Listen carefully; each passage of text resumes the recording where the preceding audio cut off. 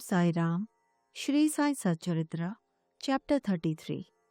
Greatness of Udi. Scorpion sting and plague cases cured. Jamner miracle.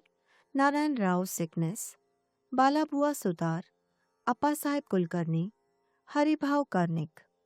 In the last chapter, we described the greatness of the Guru. Now in this, we will describe the greatness of Udi.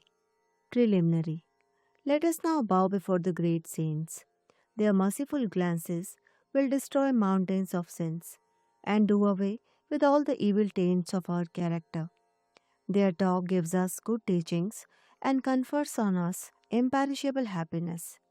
Their minds do not know any difference such as this is ours and that is yours. Such differentiation never arises in their minds. Their debts, obligations will never be repaid by us in this birth, as well as in many future births. Udi. It is well known that Baba took dakshina from all, and out of the amount thus collected, he spent a lot on charity and purchased fuel with the balance left with him. This fuel he threw in the dhuni, the sacred fire, which he kept ever burning. The ash from this fire was called Udi, and it was freely distributed to the devotees at the time of their departure from Shirdi. What did Baba teach by this Udi? Baba taught by his Udi that all the visible phenomena in the universe are as transient as the ash. Our bodies composed of wood or matter of the five elements will fall down after all the enjoyments are over and be reduced to ashes. In order to remind the devotees of the fact that their bodies will be reduced to ashes, Baba distributed Udi to them. Baba also taught by the Udi that the Brahman is the only reality and the universe is ephemeral, and that no one in this world, be he a son, father, or wife, is really ours. We come here alone and we have to go out alone.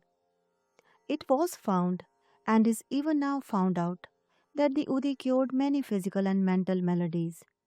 But Baba wanted to repeat into the devotees' ears the principles of discrimination between the unreal and the real, non-attachment for the unreal by his Udi and Dakshina. The former Udi taught us discrimination, and the latter Dakshina taught us non-attachment. Unless we have these two things, it is not possible for us to cross over the sea of the mundane existence. So Baba asked for and took Dakshina, and while the devotees took leave, he gave Udi as prasad, besmeared some of it on the bhaktas' foreheads, and placed his boon conferring hand on their heads. When Baba was in a cheerful mood, he used to sing merrily.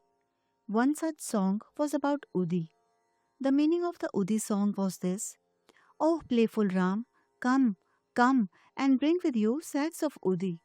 Baba used to sing in very clear and sweet tones. So much about the spiritual implication of Udi. It had also its material significance. It conferred health, prosperity, freedom from anxiety, and many other worldly gains.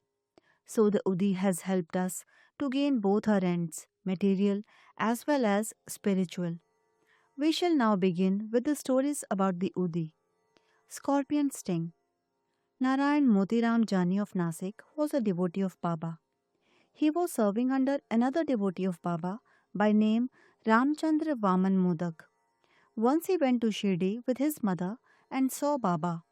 Then Baba himself told her that her son should serve no more but start independent business. Some days after, this prophecy turned true. Narayan Jani left service and started a boarding house, Anand Ashram, which thrived well. Once a friend of this Narayan Rao was stung by a scorpion, and the pain caused by it was severe and unbearable. Udi is most efficacious in such cases. It is to be applied on the area of the pain. And so Narayan Rao searched for it but found none. Then he stood before Baba's picture and invoked Baba's aid, chanted Baba's name, and taking out a pinch of the ashes of the joss stick, burning in front of Baba's picture and thinking it to be Baba's Udi, applied it on the seat of pain and the sting. As soon as he took out his fingers, the pain vanished and both the persons were moved and felt delighted. Bubonic plague case.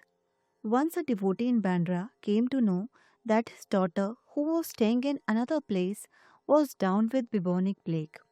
He had no Udi with him, so he sent a word to Nana Sahib Chandorkar to send the same. Nana Sahib got this message on a road near the Thana railway station when he was travelling with his wife to Kalyan. He had no Udi with him at that time.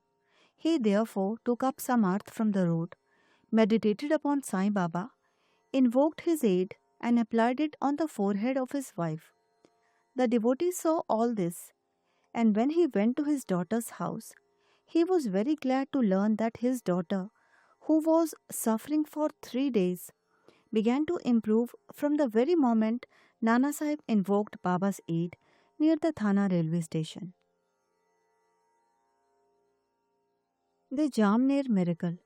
About 1904-05, Nana Sahib Chandorkar was Mamletar at Jamner in the Khandesh district, which is more than 100 miles distant from Shirdi. His daughter Menatai was pregnant and was about to deliver. Her case was very serious and she was suffering from labor pains for the last 2 or 3 days.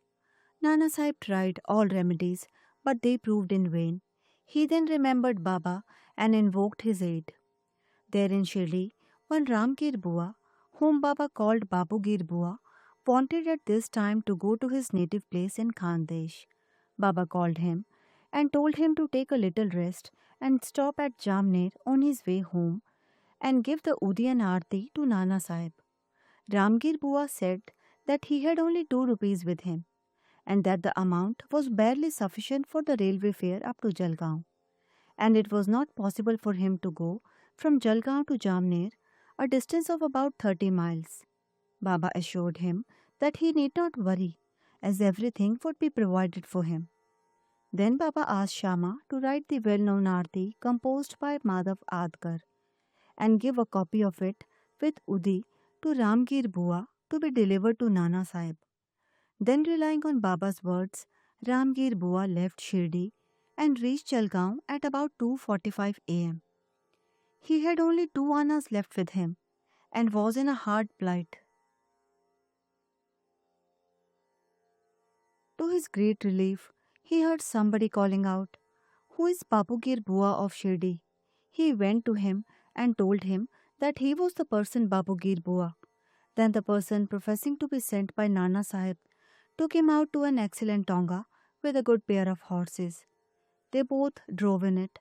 The tonga ran fast, and early in the morning they came to a brooklet. The man took the horses for watering them, and the person asked Ramgir Bua to partake of some eatables.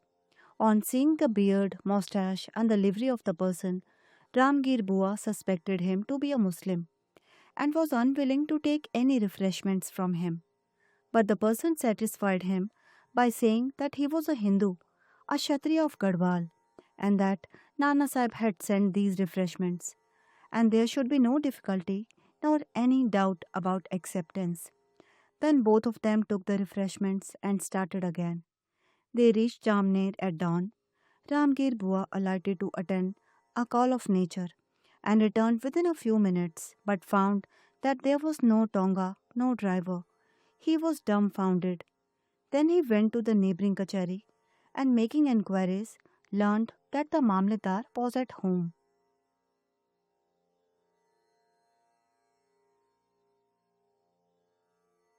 He went to Nana Sahib's house and announced himself and gave to Nana Sahib Baba's Udi and Aarti. At this time, Manatai's case was in the most serious condition, and all were in deep anxiety about her.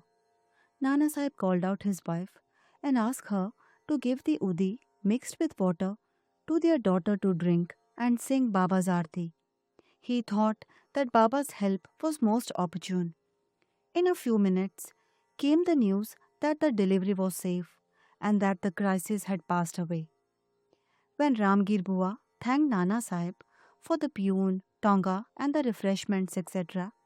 The latter was greatly surprised, as he had sent none to the station and was not aware of any person coming from Shirdi. Mr. B.V. Deo of Thana, retired Mamletar, made inquiries about this matter with Bapurao Chandorkar, son of Nana Sahib, and Ramgir Bua of Shirdi, and after satisfying himself, wrote an elaborate article, part prose and part poetry, in Sri Sai Leela magazine. P.V. Narasimha has also taken down the statements of Menatai, Babusaheb Chandorkar, and Ramgir Bua and published them in his Devotees' Experiences, Part 3. The following is quoted from Ramgir Bua's statement. One day Baba called me to him and gave me a packet of Udi and a copy of Baba's Aarti. I had to go to Khandesh at the time. Baba directed me to go to Jamner and told me to deliver the Aarti and Udi to Nana Sahib Chandorkar at Jamner. I said to Baba that all I had was rupees 2 and asked him how that could take me by train from Kopargaon to Jalgaon and next by cart from Jalgaon to Jamner. Baba said, God will give. That was Friday and I started at once. I reached Manmad at 7:30 p.m. at Jalgaon at 2:45 a.m. At that time, plague regulations were enforced and I had much trouble. I was to discover what I should do to get to Jamner. At about 3 a.m., a peon in boots, turban, and well equipped with other details of good dress came to me and took me to a tonga and drove me on. I was in terror. On the way at Bhagur, I took refreshments. We reached Jamner early in the morning, and by the time I attended my call of nature, the tonga and its driver had disappeared. Narayan Rao. Bhakt Narayan Rao had the good fortune to see Baba twice during the latter's lifetime. 3 years after the passing away of Baba in 1918, he wanted to come to Shirdi, but he could not come. Within a year of Baba's Mahasamadhi, he fell sick and suffered much. All ordinary remedies gave him no relief.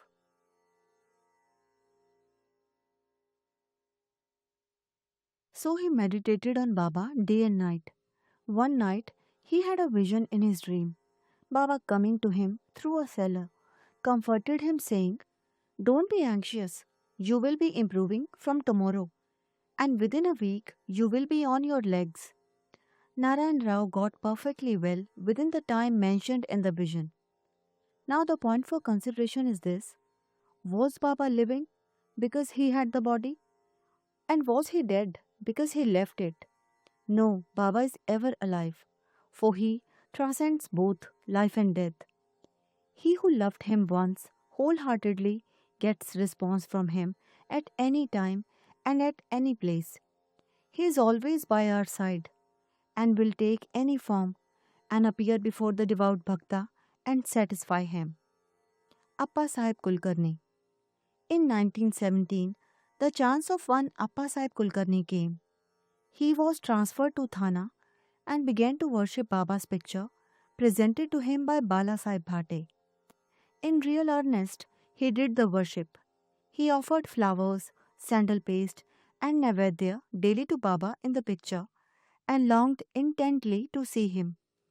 In this connection, it may be remarked that seeing Baba's picture earnestly is equivalent to seeing him in person.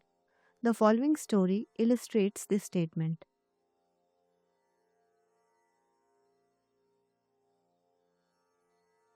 Bala Bua Sutar. A saint of Bombay named Bala Bua Sutar, who on account of his piety, devotion and bhajan was called Modern Tukaram, came to Shirdi for the first time in 1917. When he bowed before Baba, the latter said, I know this man since 4 years. Balabua wondered and thought how could that be, as that was his first trip to Shirdi. But thinking about it seriously, he recollected that he had prostrated himself 4 years ago before Baba's portrait at Bombay, and was convinced about the significance of Baba's words. He said to himself, "How omniscient and all pervading are the saints, and how kind are they to their bhaktas." I merely bowed to his photo. This fact was noticed by Baba, and in due time he made me realize that seeing his photo is equivalent to seeing him in person. Appa Sahib Kulkarni. To return to Appa Sahib's story, while he was in Thana, he had to go on tour to Bhiwandi and was not expected to return within a week. In his absence, the following wonderful thing took place on the third day. At noon, a fakir turned up at Appa Sahib's house. His features resembled exactly those of Baba's photo. Mrs. Kulkarni and the children all asked him whether he was Sai Baba of Shirdi. He said no, but that he was an obedient servant of his and came there at his order to inquire about the health of the family. Then he asked for dakshina. The lady gave him a rupee. He gave her a small packet of udi and asked her to keep this in the shrine along with the photo for worship. Then he left the house and went away. Now hear the wonderful Leela of Sai. Appa Sahib could not proceed with his tour as his horse fell sick at Bhiwandi. He returned home that afternoon and learnt from his wife about Fakir's visit. He got very restless as he did not get the darshan of the Fakir, and he did not like that only 1 rupee was paid as dakshina. He said that had he been present, he would have offered not less than 10 rupees. Then he immediately started in quest of the Fakir and searched for him in the masjid and other places without taking any food. His search was in vain. He then returned home and took his food. The readers may remember here Baba's dictum in chapter 32 that God's quest should not be made on an empty belly. Appa Sahib got a lesson here about this. Then after meals, he went out for a walk with a friend, Mr. Chitre. Going some distance, they saw a man approaching them rapidly. Appa Sahib thought that he must be the fakir that came to his house at noon, as his features tallied with those of Baba in the photo. The fakir immediately put forth his hand and asked for dakshina. Appa Sahib gave him a rupee. He demanded again and again, and so Appa Sahib gave him 2 more. Still he was not satisfied. Then he borrowed rupees 3 from Mr. Chitre and gave them to him. He wanted still more. Appa Sahib asked him to accompany him to his home. Then they all returned home, and Appa Sahib then gave him again 3 rupees, in all 9. He looked unsatisfied and demanded again. Then he told him that he had a currency of rupees 10. The fakir asked for the same and took it and returned the 9 rupees in cash and went away. Appa Sahib had said that he would pay rupees 10, and that sum was taken from him, and 9 rupees consecrated by Baba's touch were returned to him. The figure 9 is significant. It denotes the 9 types of devotion. It may also be noted here that Baba gave rupees 9 to one Lakshmi Bai Shinde at his last moment. Appa Sahib examined the udi packet and found that it contained some flower petals and akshat. Then some time afterwards, he got hair from Baba when he saw him at Shirdi. He put the udi packet and the hair in a tabiz and always wore it on his arm. Appa Sahib realized the power of the udi. Though he was very efficient, he got rupees 40 as pay in the beginning. But after he secured Baba's photo and his udi, he got many times 40 rupees per month and also got much power and influence. And along with these temporal benefits, his spiritual progress was also rapid. So those who are fortunate enough to get Baba's udi should after bath apply it on the forehead and take some little of it mixed with water in the mouth as holy tirth. Haribhau Karnik.